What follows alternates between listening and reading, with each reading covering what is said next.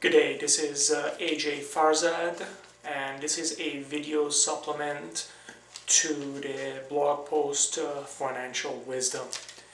As you read the blog post, you undoubtedly noticed that this blog post came in response to a conversation I overheard when I was at a customer's laboratory between technicians, and it really hit me hard because the technicians that were discussing this were no different than my own mom. So it was heart-wrenching to hear how the American dream wasn't there for them. And I put this post up to make you realize that the dream is there and it is possible. We just need a little bit more education. So I'm going to go through a few things that I think needs a little bit more clarification than the post in this video blog. One of the things that you notice undoubtedly is that the tax brackets for earned income are stepwise. That's a very, very key point in how our taxation system works. So just because you're making a certain amount of money doesn't mean that that highest amount percentage is taken out of your income. So in the blog I used, for example, 30,000. You don't get taxed 15% of the 30,000. The first 8,000 or so is taxed, I believe 8,700 is taxed at 10%. Whatever's left of your 30,000 is then taxed at 15%. So what people that have businesses, even if they are filing as individuals, can do is bring that number down by deducting things. You as a individual can deduct your mortgages, you can deduct things like, for example, dependents and stuff. So all of those things helps you decrease your taxes.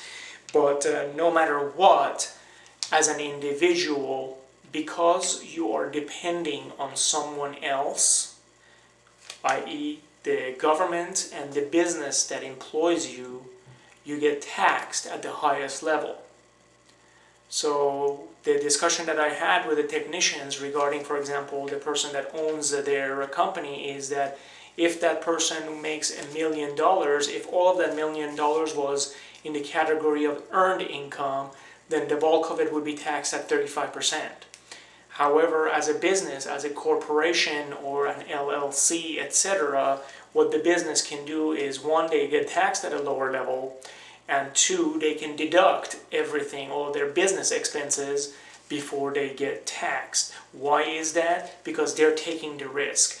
When you start a business, when you do things like investing in the economy and creating jobs, you are taking more risk than someone that wants to play it safe and be an employee. So because the government doesn't have to worry about you, they don't have to, take Social Security and Medicare and put it aside for you and depend on another business to create retirement income for you, the businesses, entities will get rewarded by paying less tax. So what I mentioned was you need to go ahead and create a business for yourself. It doesn't have to be big, but you need to create a business. And I think with the IRS law, and check this with your accountants and tax preparers, but I believe a business is considered a business and not a hobby if you make a profit 3 out of the 5 years. And that profit doesn't have to be millions of dollars. It could be thousands, it could be hundreds. Okay, so that's the first point I wanted to make. The second point is that when I was not introduced, before I was introduced to the law of attraction, my mentality was of suspicion when I used to see opportunities. And that is normal because I was brought up with an employee mindset. I like the security of a paycheck coming in. So when I would see opportunities, and if you have read my book, Roadmap to Life, you know that I've taken a lot of different quote-unquote opportunities, and I've made a lot of mistakes. But the good thing about that is those mistakes broadened my horizon as far as risk-taking and fear. So even when I would do my due diligence and I knew that the potential and the return on my investment was huge, there was something that would hold me back from jumping into the opportunities, maybe because of the mistakes that I had taken, but mainly because of my thought patterns. My thought patterns limited what my dream was because I wanted that safety. Now, you can invest and you can become a business person and be safe at the same time. You don't have to take huge risks, but I did not realize that. That wasn't my thought pattern. So what we want to go ahead and make sure is that you don't downplay opportunities because you have been raised or you have been used to a certain pattern, i.e. if you were an employee. Because in our system, you can never really be independently wealthy as long as you work for someone else or you trade your time for money. So that was my thought pattern until I changed my thought pattern. So when I changed my thought pattern, my dreams got bigger. With those bigger dreams, I could take more risk, do more due diligence, and because I was taking more risk, my rewards were bigger as well. So what I want you to realize is that I went from a person that would see opportunities and just dismiss them to a person that now I create opportunities for other people, and now I'm starting to see those. In the beginning it was very frustrating for me because I could create these opportunities and I want to help people, but they would dismiss them because it was new, it was different, and it took a little bit of risk in a form that actions that they would be taking is not coming from either working for somebody else or being self-employed. So the control is a little bit out of their hands, but this is all in their mind. Anybody can do the due diligence, anybody can understand the rewards. So at the beginning it was a little bit frustrating for me, but then I looked back and I thought about all the opportunities that I tossed out.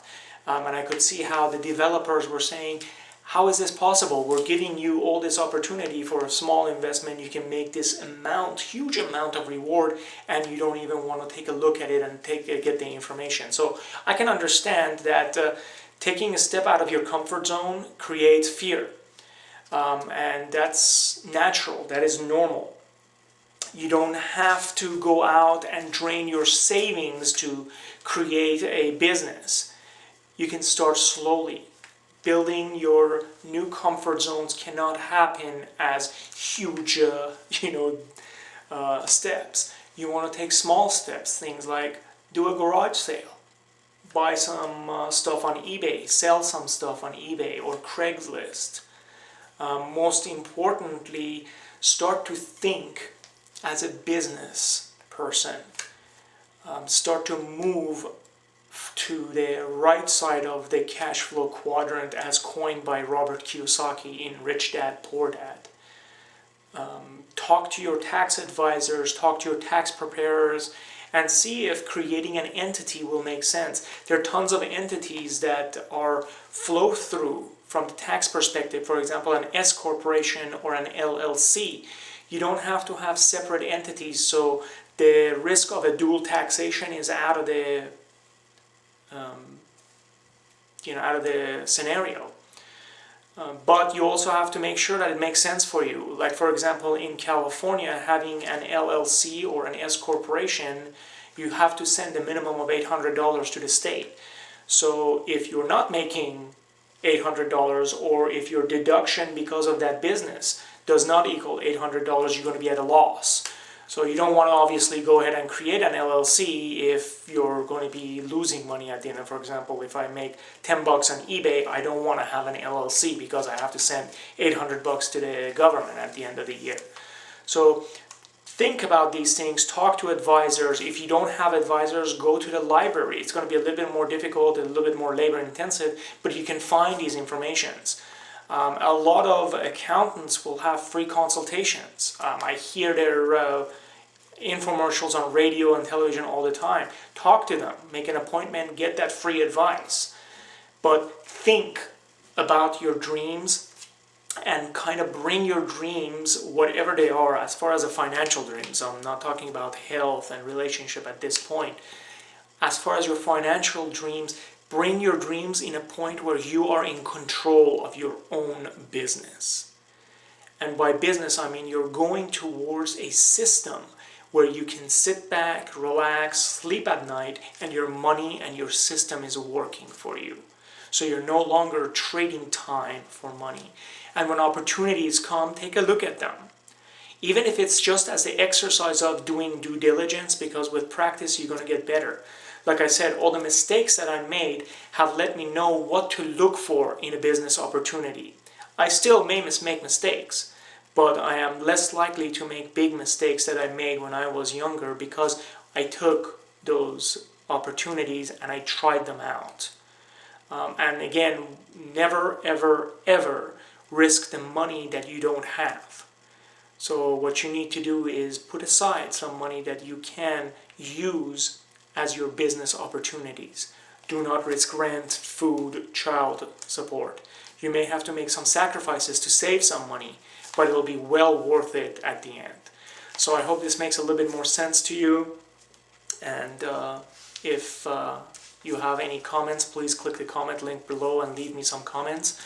Go to our Facebook page, leave comments on this blog, and obviously share this with anyone who may benefit from it. Thank you, and until next Tuesday, have a wonderful week and to your success.